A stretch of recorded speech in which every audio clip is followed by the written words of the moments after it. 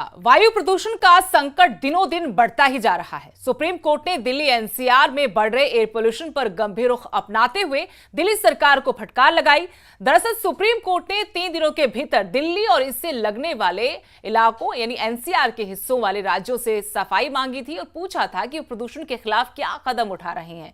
वहीं चरखी दादरी में grab food लागू होने के बाद भी प्रदूषण में कमी नहीं आई। अस्पतालों में सांसों के मरीजों की तादाद बढ़ गई है। यही हाल हरियाणा, दिल्ली, यूपी के कई इलाकों का है जो दिल्ली के करीब पड़ते हैं। यमुनानगर में प्रदूषण के खिलाफ लड़ाई में आज स्मोक गन का इस्तेमाल किया गया, लेकिन सवाल यह है कि हजारों गाड़ियों का प्रदूषण, वहां एक स्मोक गन से क्या कुछ हो पाएगा।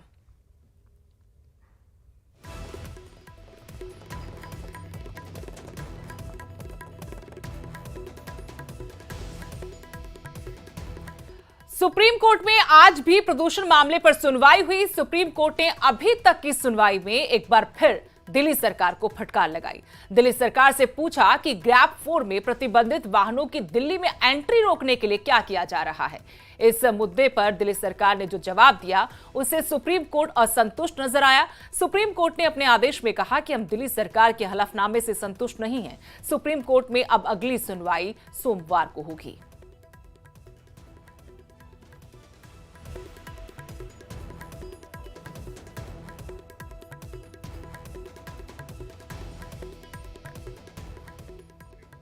ग्रैप 4 की पाबंदियों के बावजूद चरखी दादरी में लोगों को प्रदूषण से राहत नहीं मिल पा रही है।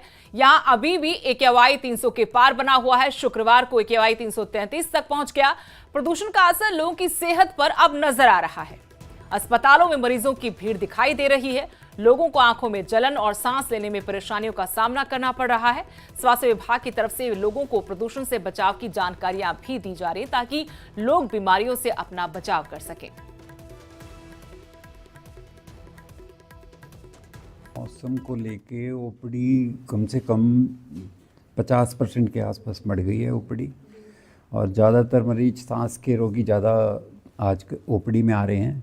और इमरजेंसी में स्मोक की वजह से रोड साइड एक्सीडेंट बहुत आ रहे हैं। ज़्यादातर क्या होता है कि भी जो भी एलर्जी, क्योंकि अस्थमा एक एलर्जी है, तो हम जितने भी हम डस्ट से और इनसे बाहर निकलने से ज़्यादा हम चाहते हैं कि मरीज़ ज़्यादा बाहर ना निकले।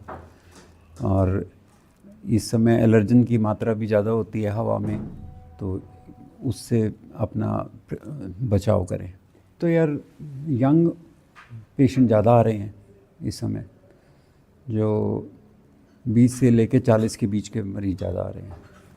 यमुनानगर में प्रदूषण से निपटने के लिए स्मोक गन का इस्तेमाल किया जा रहा है। जिला प्रशासन, नगर निगम की तरफ से फिलहाल ट्रायल बेसिस पर स्मोक गन का इस्तेमाल शुरू किया गया है।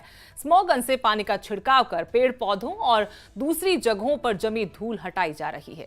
वहीं प्रशासन ने लोगों से लगातार कूड़े के ढेर में जो आग लगाई जा रही है उसे नहीं लगाने की अपील की है। बार बार प्रशासन यही अपील कर रहा है कि आप इस तरह से कूड़े के ढेर में आग न लगाएं।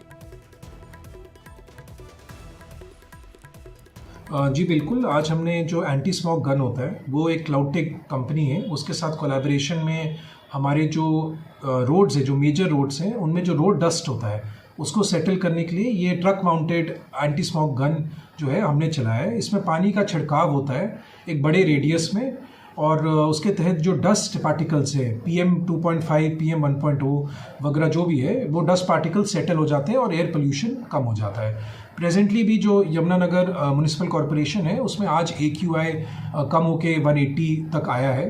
तो इसके अलावा भी और प्रयास म्युनिसिपल कॉरपोरेशन कर रही है, जैसे कि कंस्ट्रक्शन एंड डेमोलिशन वेस्ट जहाँ पे है, CND वेस्ट कहते हैं, तो इसके लिए स्पेशली टीम्स गठित की गई हैं। उनको ट्रैक्टर ट्रॉलीज और JCB प्रोवाइड की गई है ताकि वो नियमित तौर पे कंस्ट्रक्शन एंड डेमोलिशन वेस्ट को उठाए। इसके अलावा एंटी स्मोक गन, जैसे मैंने आपको बताया, वो कॉन्स्टेंटली मेजर रोड्स पे छिड़काव वगैरह करेगी ताकि पोल्यूशन अंडर कंट्रोल रहे। वहीं किसानों ने